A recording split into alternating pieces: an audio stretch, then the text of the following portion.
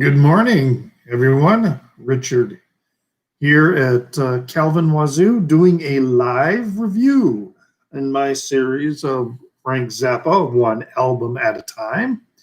And today it's going to be Chunga's Revenge, which is, let me quick check with my.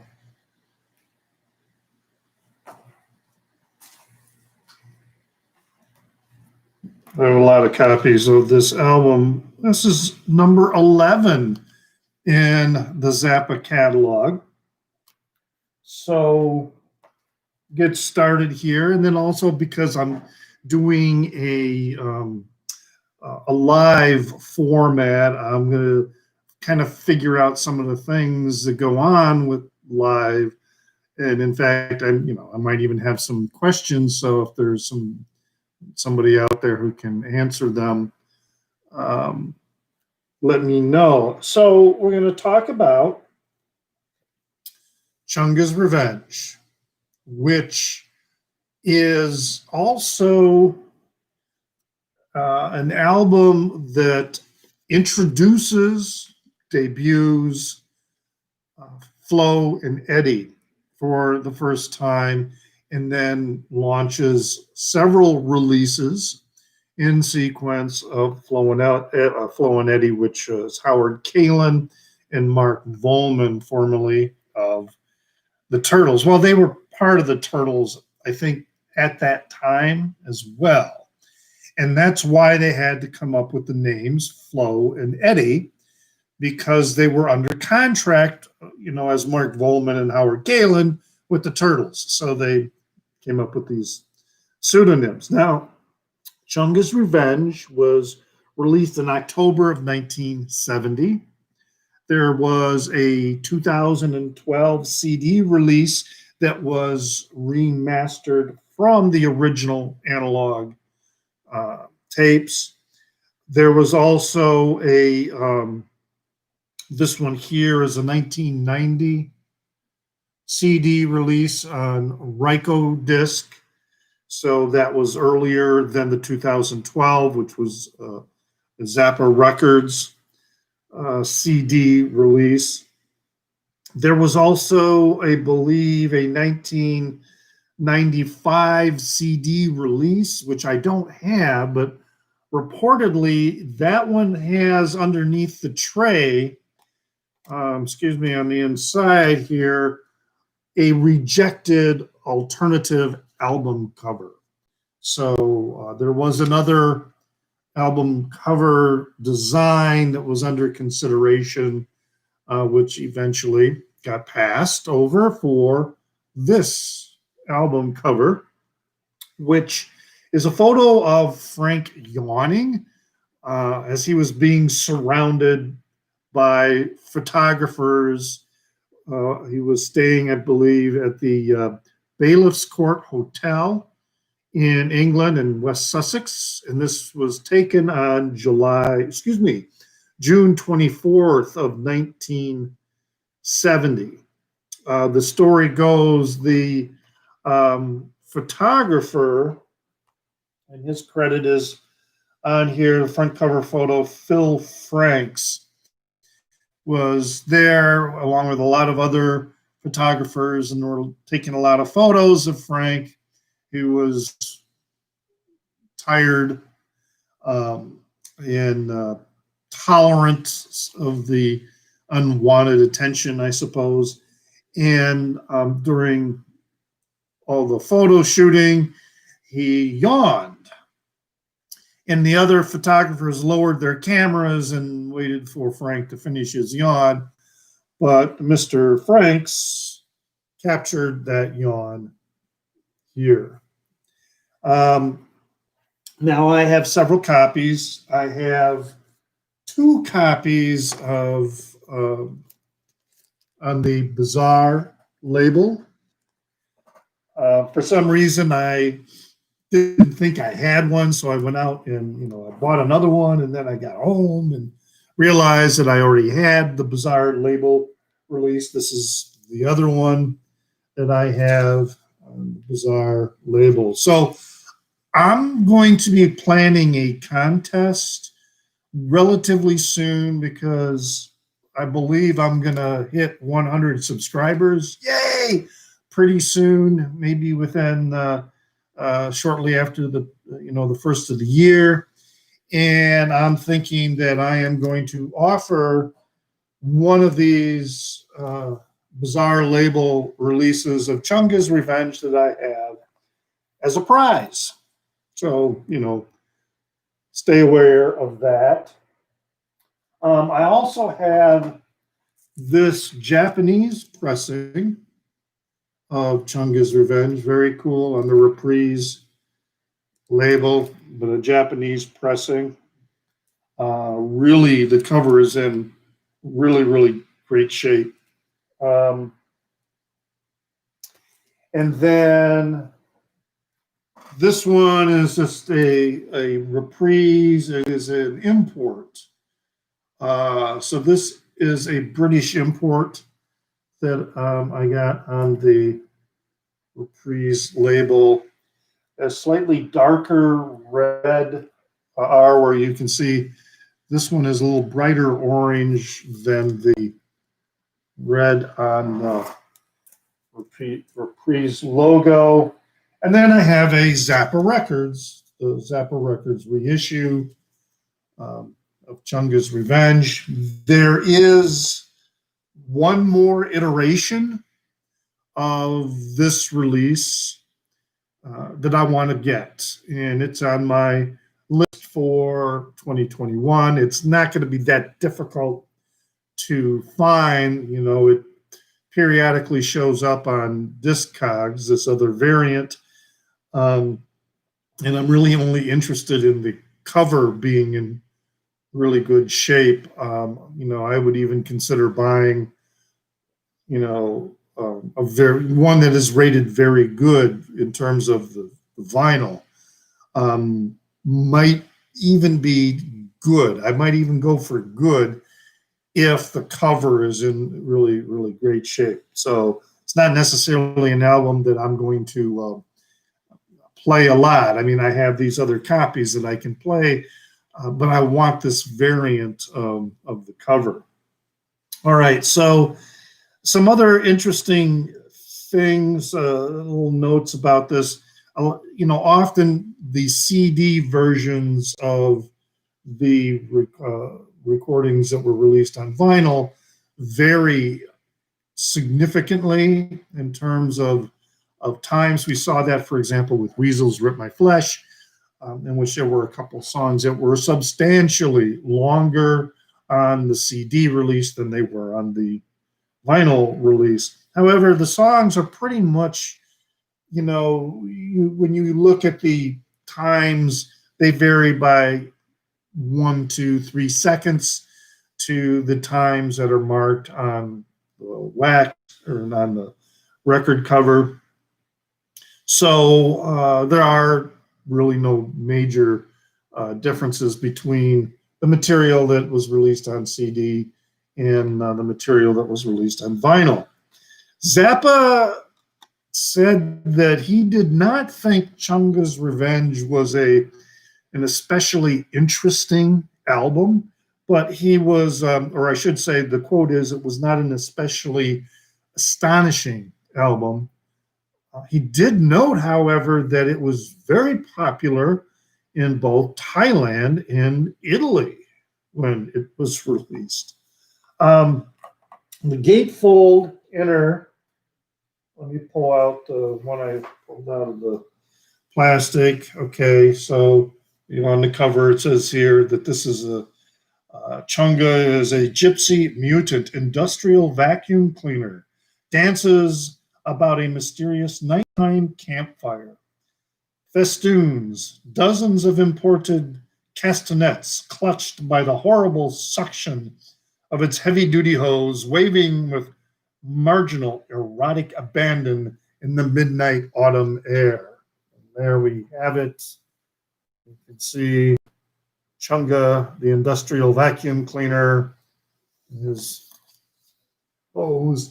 And you can see that this gypsy camp depicted in the inner here, you can see the control board. So it's we're looking at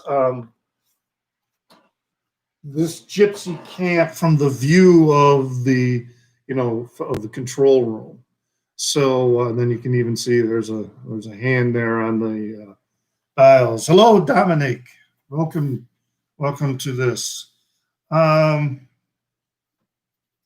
So that was kind of an interesting thing. As I mentioned, this is also the first release in which we have Flo and Eddie.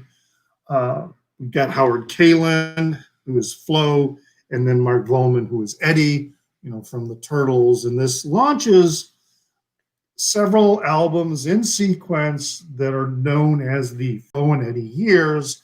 So this is the album that kind of starts all of that. Now, the original liner notes, which got tossed, okay, Frank had some elaborate liner notes prepared to go with the record, and they got ditched, at the last minute, including, that decision on the alternative cover that I mentioned earlier. Once this photo that was taken by the photographer at the hotel, once Frank got a hold of the photo and saw it, it was like, okay, this is going to be the cover. So we have these other alternative liner notes, and I'm going to read here. This is one of my favorite resources. I have other books and biographies about Frank Zappa, but this one is probably the definitive text on the almost entire catalog, because since this was published, there have been a couple new releases that have come out. But anyway, so in the working version, Frank had planned something similar to what we saw on the inside of Freak Out. And Dominic, it is. You're going to love this book. It is really, really great and well sourced. So anyway, in Freak Out on the inside, there is a list of names of people, composers, musicians, writers, and other people who Frank cited as inspiration. And he was going to do something similar with Chunga's Revenge, but that also did not follow through. But what those notes were going to say, for example, this is kind of funny. He was going to have a section of the different music that influenced him.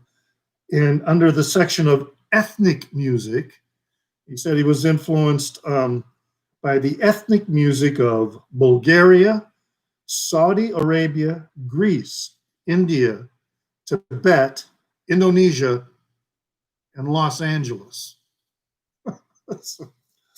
And then he mentions the compositions. He was influenced by the compositions, the normal suspects, Igor Stravinsky, Edgar Varese, and John Cage. But he also lists Bela Bartok, Anton Webern, Pierre Boulez, and Maurice Ravel. And then he was going to list these other influences, which included Mike Nichols, Elaine May, John Lee Hooker, Clarence Gatemouth Brown, Johnny Guitar Watson, Glenn Campbell, Penalal Ghosh, Ravi Shankar, Clyde McCoy, the bands Canned Heat, Led Zeppelin, and the Turtles. And then he was going to include this list of sort of a general discussion of influence and of social and political as well as musical. And this list was going to offer the listener the following advice. One was pay attention to everything. Two, select what you like and what you don't like. Three, leave the rest for somebody else to use. Use what you like. Don't use what you don't like unless you improve it. Make things using the best of your influences. And then the final item, share these. So that's kind of an interesting, philosophical take that Frank, originally had thought about including in the album. This is probably where a lot of people like to, pigeonhole Frank as being libertarian. And in many ways, in reading his comments and his thoughts, he certainly does kind of come off as a libertarian. However, he certainly is not the libertarian. He was not the libertarian that this moniker has come to identify. The way today as someone, an influencer on Twitter, commented one time, libertarians are nothing but a barn full of feral cats. And I really don't believe Frank fell into that category of, I got mine, so fuck you, which is basically the libertarian Kant. But he was a person who believed in our own ability to make good and sensible decisions as long as we're not being, tricked or coerced into harming other people in order to gain, which is the root of business and capitalism. To be successful in capitalism, you have to rub out your competition. You have to remove them, either by outselling them or outproducing them or whatever. So he was going more in the direction of, hey, we can all get along together and get what we need and what we want, and we can do it in a way that isn't screwing somebody else over. That was more reflective of Frank's political perspective in many ways, more so than libertarianism. And that's kind of a whole other thing that I don't want to get into too much. But he does get branded being a libertarian. I've noticed by a lot of Frank Zappa enthusiasts, and I just think that that's not quite accurate. So anyway, let's start talking about the music of this release. It opens up with a very killer guitar solo with Transylvania Boogie. And it's interesting because Frank himself in the original liner notes that did not get included had mentioned that song, Transylvania Boogie, was probably influenced by Bartok.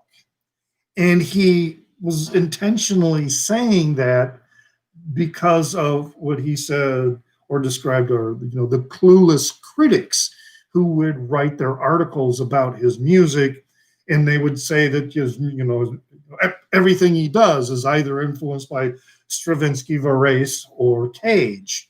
And his retort to that was that most music critics don't know anything about music, and yet they throw around these references as if they do. And so he was clarifying that Transylvania Boogie, and he wasn't even acknowledging a direct influence by Bartok. He was saying that it was probably musically, the musical structure was influenced by Bartok. It goes into the next song of Road Ladies, which is a standard blues song, and it features Flo and Eddie, and also Jeff Simmons, who's bass player with the Mothers at the time. And Jeff Simmons is interesting fellow. He really wanted to get out of the Mothers because he wanted to play in a rock and roll band that was going to have a lot of women in the audience, and he perceived the primary audience of the Mothers of Invention to be older men who were nerds, either musical nerds or literary nerds or something like that. And he really wanted to, have the real road life, so to speak. But he did do an album, a solo album. He did several solo albums, but one solo album he did was called, Lucille Has Messed Up My Mind. Now, of course, Lucille and Messing Up Mind is something that Frank alludes to in Joe's Garage, much later on. But Frank helped produce that album under a pseudonym, and the pseudonym he used in the production notes is Lamar Brewster. And you can still find, on occasion, I don't have a copy of it. I have an electronic copy of the Simmons album, and I burned it into a CD, but I got no idea where it is. But that album you can find in the marketplace. However, currently its median price is going to be more than $50, and so it's not going to be a cheap album. Anyway, the Road Ladies, again, was sort of an homage that was going to be included in a portion of 200 Motels. However, it was later omitted. And then we go into the instrumental 20 Small Cigars. And this is a holdover from the Hot Rats sessions. So, I'll be putting links in this when I post this later to some of the other Frank Zappa entries, one for the One Album at a Time series.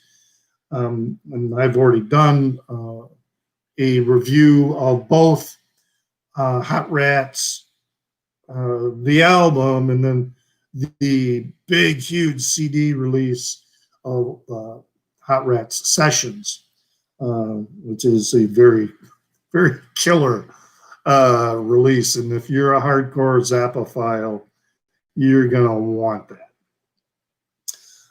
Then we go into the Nancy and Mary music, which is the only live track on the album. So, on the album, it does break it out into the different parts for the time, but that is not the case in the CD release. It just simply says, 9 minutes, 27 seconds. And this is a standard blues tune. Frank did a lot of very standard 12-bar blues and really good. I mean, it kind of goes back to his whole infatuation and love for doo-wop. He did a lot of doo-wop parodies, but he really loved that musical genre. And he is a great example of when you love a genre so much, you come to master it. And once you've mastered that genre, then you can do whatever you want with it. And that's what he did with doo-wop. But this is a standard blues tune. And, excuse me, I went back to Road Ladies and I already got confused here on my notes because then there's 20 Small Cigars and then Nancy and Mary music. That's what I was going for. This was the only live track. Sorry for that little mind fart that just happened. It was recorded on July 5th of 1970 at the Tyrone Guthrie Theater in Minneapolis. I believe it was Minneapolis. And some interesting things in the song is that you've got George Duke, okay, or keyboard player, very famous jazz fusion keyboard player that played with Frank for quite a while. He sings a drum solo in this song. And then Ainsley Dunbar also plays two drum solos. And Frank plays two guitar solos. And I'm telling you, he makes it stink. It's just an incredible jam. Then we go into a song, Tell Me You Love Me. And that's one that it was a pretty standard concert song for touring for many, many years. There is a version of it also on Tinseltown Rebellion, and also on You Can't Do That on Stage Anymore. The number one, the sampler, has Tell Me You Love Me on it. And then he even did a modified version, which I think was called Tell Me You Want Me, something like that. And that was released on Broadway the hard way. So, but yeah, that's a song that got a lot of play in a lot of different shows. Then we have Would You Go All the Way, which interestingly has George Duke, remember he's a keyboard player, playing trombone. And it's this silly, again, song with Flo and Eddie, talking about USO and the women of the USO. Would you go all the way? And then we go into the title song, Chunga's Revenge. Now, there are many, many iterations of Chunga's Revenge in many concert recordings. In fact, for a while, when he was touring in 1973, in that era, which I might have seen a show, because the first concert I ever went to was a Frank Zappa concert, and it was around that time, maybe more like 74 or 75. I was still in high school. I couldn't drive yet, and I believe that my parents dropped me off at the show and then picked me up after. But anyway, it was part of an encore set during that era, and so it would be Chunga's Revenge, Mr. Green Jeans, and King Kong. But then in 1980, or during the 80s, a lot of his shows, that was the opener. So that's how he would start the concert and go in and do his guitar solo, and then, pass off his guitar and start with the shtick and introduce the band, and then go into playing something, which often would have been Tell Me You Love Me.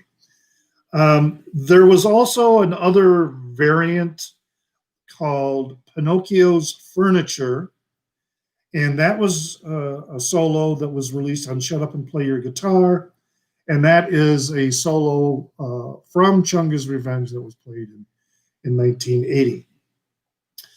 This is followed by a very short song called The Clap, reference to gonorrhea. And in this very brief song, Zappa plays everything. He plays all the instruments. And then we go into Rudy Wants to Buy Yous a Drink. So, interesting backstory on that song. As I've mentioned, some people tend to categorize Frank as leaning libertarian, and that might have been influenced also by his somewhat overt disdain for unions. He didn't like unions, especially the musicians union, players union, because of the hassles it created especially when he wanted to get an orchestra to play his orchestral pieces.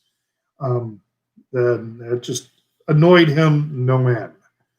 And then, of course, there are many songs that he wrote and they perform that mock unions. So Rudy Wants to Buy You a Drink is actually birthed out of a real life experience in which two characters are combined into one. So the Rudy Union Man in the song, is a combination of two real people that Frank and the Mothers encountered during a show at a club in Milwaukee. And during that show, this guy, very shady character, very mafia looking type dude, comes up to the band. He wants to check all the union cards to make sure they're valid and up to date. And then also there was this guy behind the bar who was saying, "Hey, Rudy wants to buy you a drink," the bartender, whatever. And it turned out that this Rudy, or at least he was back there with the bartender, was Frankie Balistieri, who was a mafia boss who later went to prison for tax evasion, gambling, conspiracy, and racketeering. And he was the one who wanted to buy a drink. And the road manager at the time, you said, "Yeah, sure, I'll have a ginger ale." But then the bartender came back and said, "No, we serve cocktails here. Rudy wants to buy you a drink." And it was like, oh, okay. So that was the background story, so to speak. I might have fudged some of the details, but more of that information is actually included, as I mentioned, in this wonderful book. And then the album closes with Charlena, and the other song that got a lot of fairly regular play in live shows. In particular, there is the one that is also on the "You Can't Do That on Stage Anymore" sampler, in which Dweezil comes out and plays a solo with Frank. So this is, we're getting in a stretch of albums that, and we've already been through a stretch of albums where, there are a couple, and I've mentioned them. There are two so far clear favorites of mine that were released before this one. This is a solid album. I love this album, but there are a couple other clear favorites of mine that actually come later. But this is an era. This is marking an era for some Zappa fans that they are kind of like, this is the comedy music era coming forth, and a lot of people don't really care for that era of Frank's music.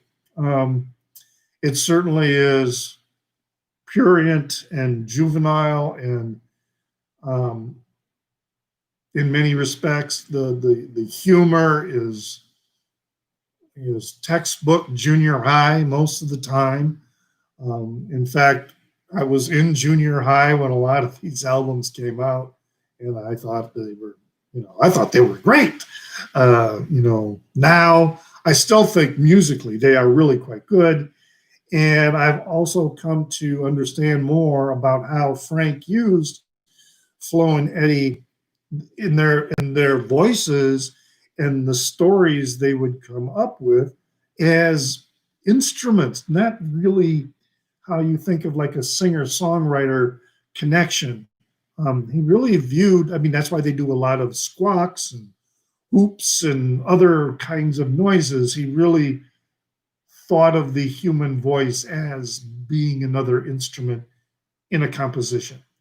And Flo and Eddie were two people that Frank found that could really, really carry off and perform what he wanted to do. So it's a significant era in his music, but I recognize it's not everybody's favorite. And some people just flat out dislike it. I'm not a person who dislikes it, but out of all his eras up until about Joe's Garage, I do say that that's not his strongest era. So that's my take on Frank Zappa's Chunga's Revenge, and hope you like it. And you can check out the links to the other videos in the series, and also the full playlist of Frank Zappa, one album at a time. And always remember, subscribe, please. I have a Facebook page called Calvin Wazoo, which I post the videos that I make there, but I also post other music videos and music news and information on that page. So you might want to find it and check it out and like it and follow. And always remember to pray for the people inside your head, for they won't be there when you're dead.